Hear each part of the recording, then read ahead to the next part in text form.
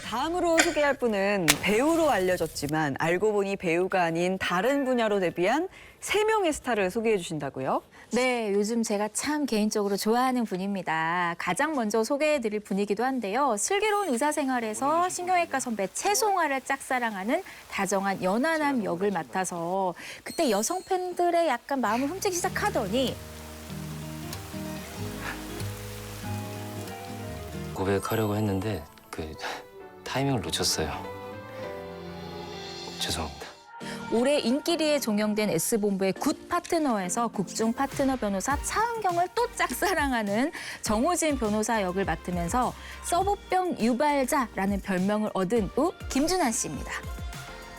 근데 뭐 선한 역할이랑 뭐 악한 역할 가리지 않고 연기를 너무 잘해서 그죠. 천생 배우인 줄 알았는데 다른 분야로 데뷔를 했던 거예요? 맞습니다. 우리 김준한 씨가 정말 아주 의외의 이력을 가지신 분이에요. 굉장한 명곡의 주인공입니다. 그 곡 직접 들어보시죠.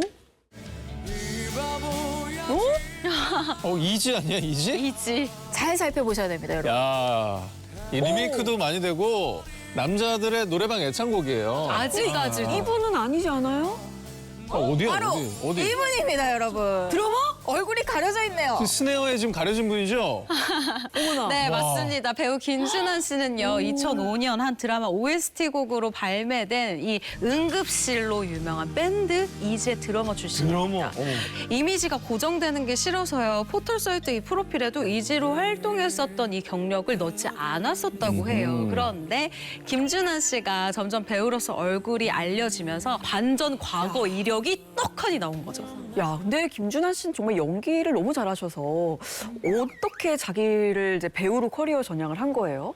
언론 인터뷰에서 직접 밝힌 바가 있는데 일단 음악은 내가 몸에 맞지 않는 옷을 입은 것 같은 불편함이 있었다는 거죠. 그래서 팀에서 탈퇴 후에 연기자의 꿈을 키웠다는 겁니다. 그런데 이 밴드 드러머에서 연기자로 전향하는 과정 쉽지만은 않았는데 생활고를 겪을 수밖에 없잖아요. 그런데 이런 김준한 씨의 지갑을 그나마 조금이나마 지켜준 무언가가 있었다고 합니다. 그 무언가가 뭔가요? 그게 방금 들으셨던 저 노래, 응급실이에요. 아하, 저작권료? 그렇죠. 편곡에 참여했었거든요. 그래서 과거 어려웠던 시절은 물론 지금까지도 매월 꾸준히 저작권료를 정산받고 있는 거죠. 이게 또 리메이크도 여러 번 됐거든. 진짜 연금이다. 아, 생각해보니까 뭐 지금도 뭐 계속 이렇게 불린다면 짭짤하겠는데요? 진짜 부럽다. 네, 말 궁금하네요. 그대로 짭짤하고 막 어마어마한 수준은 아니고요. 그냥 뭐 전기세, 가스비 정도를 야. 감당할 금액을 들어오고 있다고 합니다. 사실 이런 돈이 더 좋잖아요. 꾸준히 들어오는 거. 쏠쏠하죠. 그런데 최근 이 응급실이 올해 1월에 인기 보이그룹 라이즈가 응급실을 샘플링한 러브 119를 발매했거든요. 라이즈. 얼마나 이게 많이 스트리밍이 됐겠습니까? 너무 고맙게 생각하고 있고 멋지게 잘 리메이크해줘서 기분도 너무 좋았다. 심경을 밝혔습니다.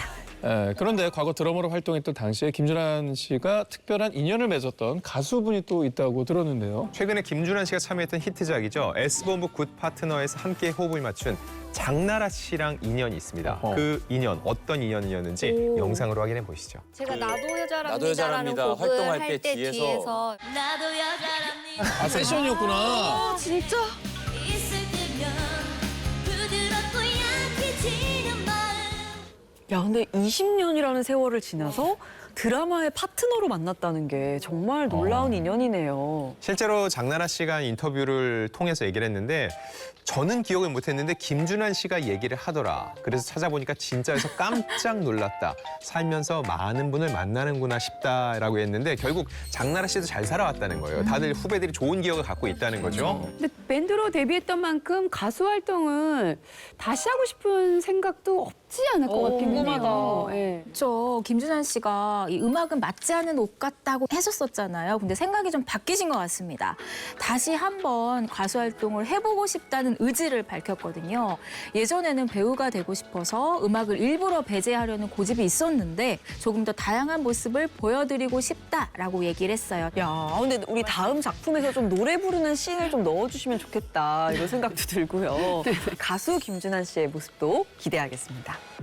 자, 배우가 아닌 다른 분야로 데뷔한 스타. 이번에 또 소개해드릴 분은 누구인가요? 네, OTT 시리즈 트렁크에서 공유 씨와 미스터리 멜로의 도전에 기대를 한 몸에 갖고 있는 믿고 보는 배우 서현진 씨입니다. 와, 서현진 씨가 데뷔했을 때는 저는 기억해요. 제가 학창 시절에 굉장히 유명했던 그룹이고 네네. 걸그룹 밀크 맞죠?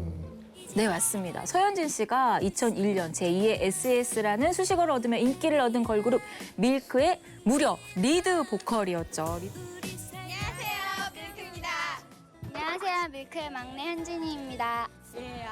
와, 너무 애기다. 진짜 예쁘다. 그래서 저도 보니까 예뻐. 기억나요. 걸그룹 밀크. 또 특히나 서현진 씨가 당시에도 너무 예뻐서 약간 유진 씨랑 데뷔될 느낌으로. 그러니까 보니까 지금 센터 네. 위치예요, 그죠? 센터죠. 네, 센터를 비주얼 담당했었네요. 센터. 네, 맞아요. 청순 가련이라는 게 이런 건가 생각이 들 정도로 완성형 청순 비주얼을 자랑했었거든요.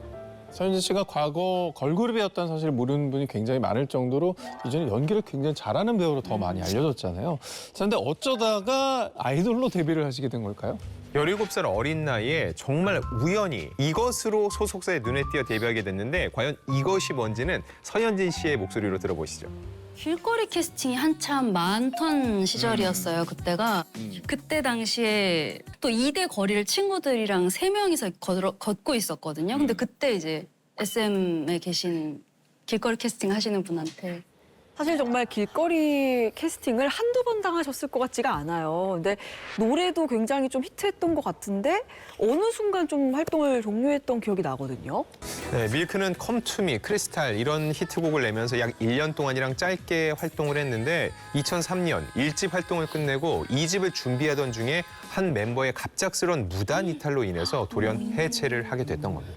근데 밀크가 이 집을 준비하다가 해체했다고 했잖아요. 근데 이때 굉장한 곡을 놓쳤다고 들었어요. 뭐지? 자, 밀크의 2집 타이틀곡이 바로 소녀시대의 데뷔곡 다시 만난 색이었어요. 어머.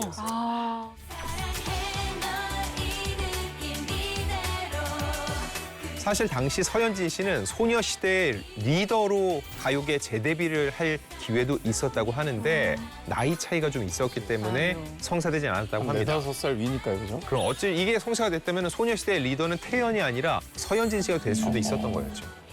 자, 그럼 서현진 씨는 언제 본격적으로 배우로 전향을 하시게 된 건가요? 계약 기간을 채우고 있는 동안에 오디션을 간간히 보긴 했지만 일이 없고 근데 그렇다고 아무것도 안 하기에는 눈치도 보이고 이제 나이도 이제 20살이 넘었으니까 그래서 연기 학원을 되게 열심히 다녔고 첫 독백 연습회 갈 때 하나를 외워서 갔는데 그때 선생님이 그 대사를 너처럼 슬프게 읽는 애는 처음 봤어. 근데 그게 칭찬이 아니었을 수도 있거든요. 근데 제 귀에는 칭찬으로 들려서 그때가 유일한 칭찬이었던 것 같은데요. 데뷔를 해서 이제 작품 하는 친구들 대본을 볼 때 저를 조교처럼 불러서 1인 다역으로. 저는 근데 그게 되게 도움이 많이 됐던 것 같아요. 드라마 데뷔를 하고 나서도 뭔가 좀 정착하는 모습, 자리를 잡는 모습을 부모님께 보여주지를 못했어요. 여러 작품에 출연하긴 했지만 배우로서 크게 입지를 다지지 못한 거예요. 그런데 얼마 뒤에 운명 같은 작품을 만나게 됩니다. 바로 TVN 드라마 식사를 합시다 2 그리고 2016년 인기리에 방영된 또 오해영인데요.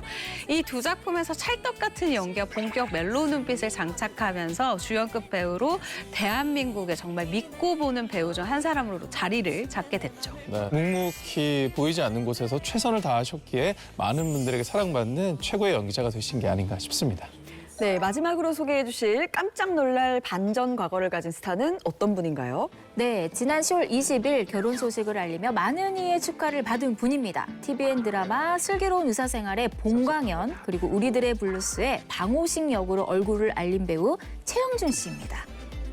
배우 최영준 씨가 오랜 시간 무명 배우로 활동을 하다가 좀 늦게 빛을 보게 된 명품 조연으로만 생각을 하고 계시는데 그런데 최영준 씨에게 반전 과거가 있습니다.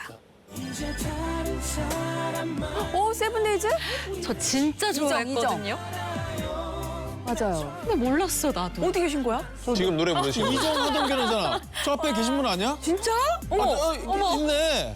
아니, 가운데 계신 이제 최영준 씨를 보라고요. 뒤를 보지 마시고. 뒤에 있네. 하동균 뒤에. 야, 원래 가수셨다고요? 색다르다. 진짜 다른데요. 너무 몰랐다. 느낌이 이건 다른데요. 몰랐다. 네, 지난 2002년입니다. 5인조로 구성된 R&B 발라드 그룹 세븐데이즈로 데뷔를 했습니다. 심지어 이 그룹의 리더였어요. 그런데 우리가 다 몰랐던 거예요. 그리고 이 방금 들었던 곡 내가 그대의 작사를 맡았을 정도로 이 음악적 재능을 겸비했던 멤버였습니다.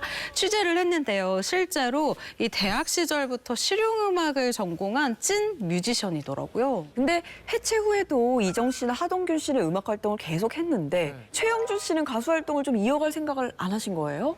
그 부분에 대해서 최영준 씨가 인터뷰에서 이렇게 얘기했어요. 내가 음악적 재능이 없다는 걸 너무 빨리 깨달았다. 그룹 해체 후에 나는 다른 길을 찾아가야 되겠다라고 마음을 먹었다고 합니다. 근데 저는 그래서 곧바로 배우로 전향을 하셨구나 싶었는데 그 전에 또 다른 분야에서 활동을 하셨다고요? 안녕하세요. YG입니다. 네. 자, 왔습니다. 숨기지 마세요. 헷갈리네. 야, 너무 웃겨. 잠시만요. 채널 고정. YG도 아니고 어머나, 풋풋하다. VJ. 네, 2000년대 초반입니다. 엠넷의 간판 예능 프로그램이었던 요 왓썹 이 코너를 진행하기도 할 만큼 은근히 여성 팬들을 몰고 다녔다고 합니다. 최영준 씨 정말 열심히 사셨던 것 같습니다. 그러니까. 자, 그러면 이제 VJ 하셨잖아요. 배우로는 그러면 언제 조금 전향하신 건지.